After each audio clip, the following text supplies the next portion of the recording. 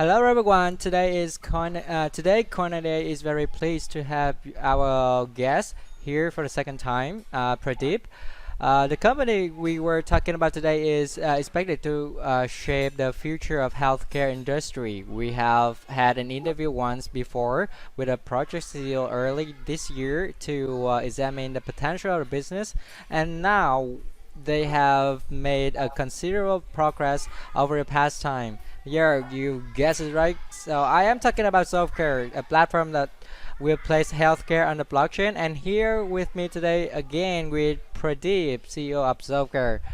Hello, Pradeep. Thank you very much for joining us today. I'm excited to follow the progress of Solve.Care due, after the ICO. And for those who won't know about Solve.Care yet, can't you provide a brief overview about your company and what is it to set to change the future of healthcare industry?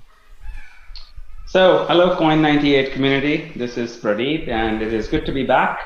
As Lathan said, we spoke to you all several weeks ago during the course of the ICO. Happy to give the answers to the community that I'm sure you all want. The first question is about how did the ICO or the token sale go and what made it successful? We had a very successful token sale. Certainly, we learned a lot in the journey that we took, and we're very pleased to say that the entire sale was completed. Tokens were sold out. So the 35% of our overall token supply was put in the market through this token sale. And despite market conditions and some challenges along the way, we can declare this to be an absolute success. What made it successful? I think first is we know our industry. We know our industry really well, and we were able to convince clients around the world and investors and token holders and buyers of tokens who will use our product for their own families that we know how to solve these issues in healthcare. Second, and more importantly, we really see the value of blockchain in healthcare, and we are using blockchain the right way. So this is not just I have blockchain, what solution can I build on it, but rather I have a clear understanding of healthcare and how can I use the right technology to solve the problem. And oh wow, blockchain really does solve a number of these issues. So we went at it from a problem first, technology second, and found the right match. The third is that we had a very good and clear approach. Doing a token sale, there are a lot of different opinions on how to do it. What's the right way to do it? What's the wrong way to do it? And we took the road of the most conservative approach. We ran the token sale like an IPO in some ways, in terms of following processes, disclosing information, and being very true to our approach, to our compliance strategy. So being conservative was the right thing to do. We didn't cut any corners, made no compromises. And the result is that people who came into our token sale, either as consumers or as businesses wanting to use our platform, are comfortable that if we can do the sale properly, then we can run the company properly. And that's a key indicator, right? Token sale is just a means to an end. The end is not token sale. The end is building a product and a company that has global impact. And if you promise to do that, you must know how to do the first step, which is to run the token sale properly. So I think being conservative, knowing healthcare really well, and having a really strong use case for blockchain in bringing true value, those were the reasons I believe that we succeeded as we did. Yeah. So the token sale is ended for several weeks. And what is Solve.Care accomplished since then? So yes, token sale ended June 1 or May 3rd, last day of May. And so it's been about 10 weeks since the token sale ended. And we've been working very hard on a few things, and they are very important, immediate follow-up items. The first is we did a complete audit of the token sale, and we hired external auditors to come in and check every transaction, every wallet, make sure that every wallet holder has proper and complete information, and verified our KYC and AML processes again to make sure there are no problems with any of the token buyers. We did a lot of activity to ensure that whenever there were any doubts about a wallet holder or a token transaction, we cleaned it up. That took quite a bit. About 4 to 5 weeks after the token sale, we were working around the clock doing the audit and the confirmations. Yeah. Yeah, go ahead. Yeah. So during after finish the ICO and finish the audit phase, I saw that you changed the ticker from CAN to Solve. So what did you decide to make that decision? So that was purely a decision based on avoiding market confusion. So what we found, even during the token sale, that there are other tokens that use the abbreviation CAN. Our abbreviation stood for Care Administration Network Token. That's what CAN token is, Care Administration Network Token. But many other people use the CAN symbol for different things. And there was enough confusion in the market around which CAN belongs to Solve.Care versus which CAN token belongs to an advertising company, that we decided to go to a word symbol. So we replaced it with Solve, because we wanted to have no confusion that Solve token belongs to Solve.Care versus CAN token was not being associated with just us. There were many other CAN names. So it is very difficult for someone we picked a name that would be very hard for someone else to just pick a similar name for, and it resonates with our corporate name. So it was purely a question of not having any confusion in the minds of our clients and our consumers who are going to use these tokens to access our platforms, which token to buy. The last thing we would want to do is to have a big insurance company buy millions of CAN tokens, and they happen to be the advertising token, not the Care Administration Network token. So therefore, is to avoid that confusion in the future, we felt that a more distinct name that is affiliated directly with Solve.Care, and we looked at basically two names, either Solve or Care were our two names we were after from a take-home perspective, and we voted for 5 alphabet token because those are much less common. Most tokens are 3 or 4. So therefore, by going to a 5, we reduce the likelihood of somebody else using a very, very similar name. So that's the primary reason. Mechanically, it was quite a bit of work. We had to program a new token, build a swap feature in our wallet. All that had to be done, and we did it because we feel it's the right thing in the long run. Okay, so how about the process? The process from swapping the CAN token to Solve tokens? So the process is pretty simple, or we try to make it very simple. So all the CAN tokens that were sold during the token sale are swapped with identical Solve tokens. The properties of the tokens are exactly the same, just the name is different. The number of tokens is exactly the same. So really, all one has to do is to go into the Solve.Care ICO wallet where you bought the tokens, and inside the wallet there is a button that says swap. You accept the terms and conditions of swap, which basically tells you that you are replacing one token with an identical token, and just really the only thing that's changing is the name. And that when you swap, the CAN tokens will be burned because we don't want to have both tokens in the market. It's a replacement. Press the button, and the tokens your CAN tokens will be sent to a wallet where they'll be burned, and Solve tokens will be replaced in your wallet. That's it. Yeah, so may I know the reason why why the Solve token still not released? So there are a number of reasons for that. We always talk to our community and our advisors before making any significant decisions. And we have 3 big reasons that converge together. One is, and this is the simplest problem to fix, is the making sure that the both tokens don't start floating around in the hands of consumers and clients. So we really want to get all, if not, or at least the vast majority of the CAN tokens replaced with Solve. I think we're almost there. Most people have finally done it. We probably have, I don't know the exact numbers, but last week we had about 40 million tokens outstanding, if I'm not mistaken. That number should be much lower today in terms of those who haven't swapped. The second was that the token utility lies in the fact that we need to have the B2C wallet or the consumer care wallet in the market, where you can actually use the token to access healthcare for yourself, your family, for your employer-employee relationship, whichever scenario of healthcare you're dealing with. Ultimately, the care wallet is run on Solve tokens. So that activity of launching the care wallet for consumers is a key factor in our mind in establishing the correct utility for the Solve token. So we wanted to get the wallet out. And that wallet is taking a little bit longer than we had hoped to build. There's a lot of technical complexity in this wallet, but we are working to get that released. And as soon as that wallet is released, we now have a place to use the tokens, which is our mission, to get people around the world to download Care wallets and use them. And then the third reason that we were looking at it is we did do an internal assessment of whether the releasing the CAN token today, Solve token today, sorry, would have any adverse effects on our clients, our institutional clients who are very keen to buy into our platform and start using it. And we wanted to make sure that there is a proper mechanism for them to buy the tokens, because they need to buy millions of tokens a year. Our first client bought several million tokens. The second client will buy tens of millions of tokens for each year worth of platform fees they have to pay us.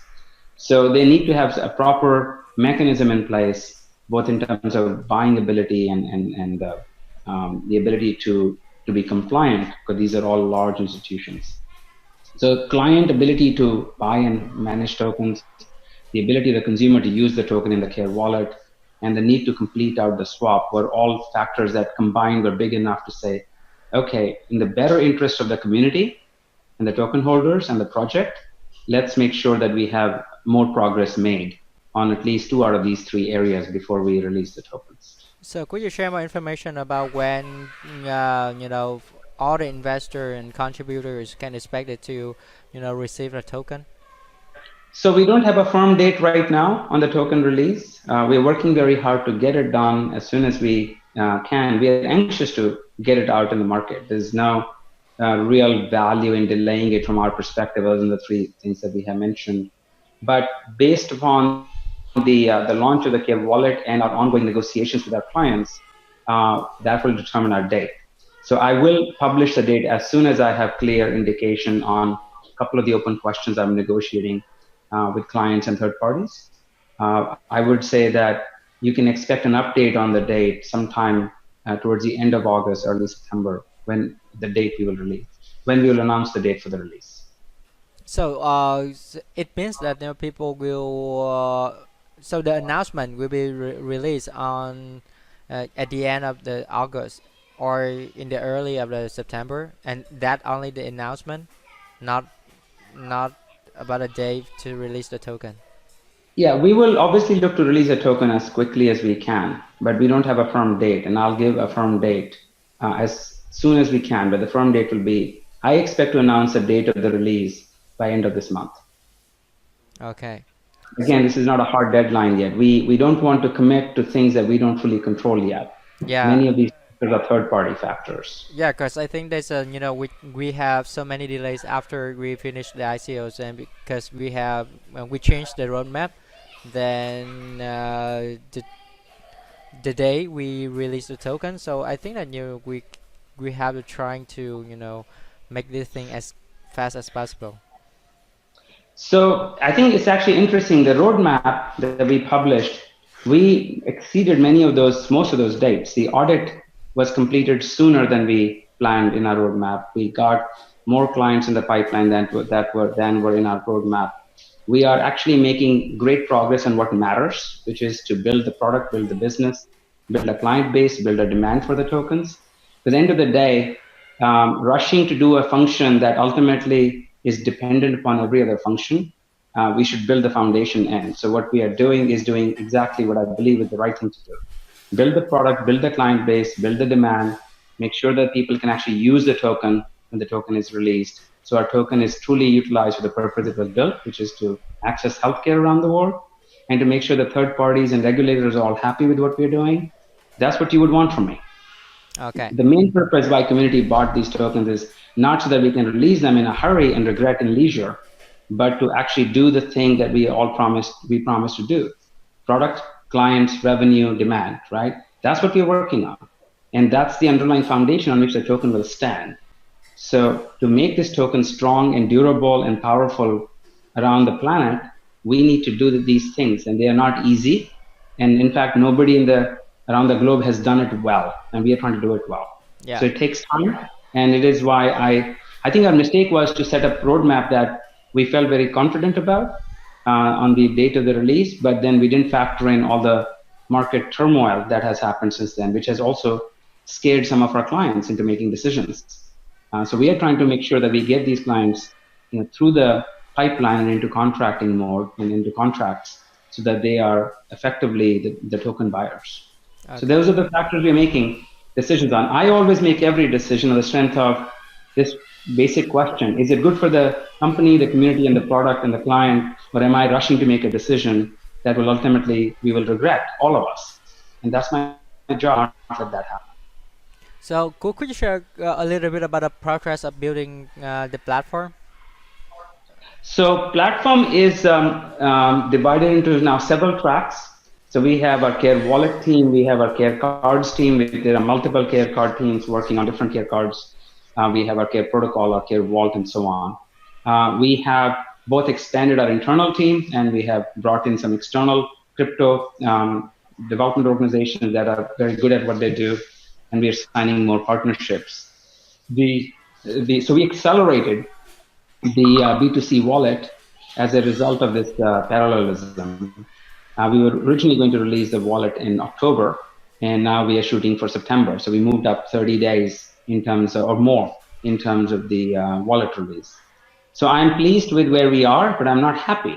I'm never happy because I need things to run faster, better, smoother. So we are making progress in all areas. I am very pleased with the progress made in the last 10 weeks since the ICO ended. The focus has been really on building the company, the product, and the client base now that the token sale is over, and we're doing the serious business of building a business. And along with that is building a really good platform. So progress is, I think we're on track in terms of the timeline. I'm looking for ways to accelerate, which is why we reached out to you to see if there are some additional partners in your part of the world that we could bring to the table as partners for helping us move faster. Okay. So what is the the plan of self-care for the rest of the year? So our plan is to finish the ACN rollout, which is very big milestone for us. And they have expanded the scope since we originally signed the contract with them. So they want a lot more care cards, and we're negotiating with them additional care cards, but we want to launch the wallet, the provider wallet to as large an audience as possible. So we are working with ACN to expand the wallet beyond the original set of positions we were building for. The second big roadmap item is for us to release the B2C wallet, the consumer wallet, which I mentioned already. And the third thing that we are looking to do is to get a fixed number of, we have a internal number of how many clients we need to have signed and contracted by end of the year. And we're working very hard to make sure that we meet that number, but not exceed it. We also know that we will not take on more clients than we can properly deliver. So those three things we are doing very aggressively. In addition to that, we're building out the operations team. We've hired a new operations manager. We're building out the product management function. Look, it's building a company, right? Every function, IT, HR, finance, legal, operations, administration, development, delivery, support, product management, they all need to be run well. And we are very busy building the organization so that a large institutional client, which we're talking to many, is comfortable doing business with us. Because our contracts with them aren't, prototype or proof of concept. These are multi-year, multi-million-dollar a year contracts, and they want to see things like service level agreements and 24/7 support, and they want to know, what happens when a data center blows up in the Middle East, and so on and so forth. There is a tremendous amount of work that is going into building the company to serve the large institutions as well as consumers around the world, and they're going to have demands and needs equally importantly. The last but not the least is building the community.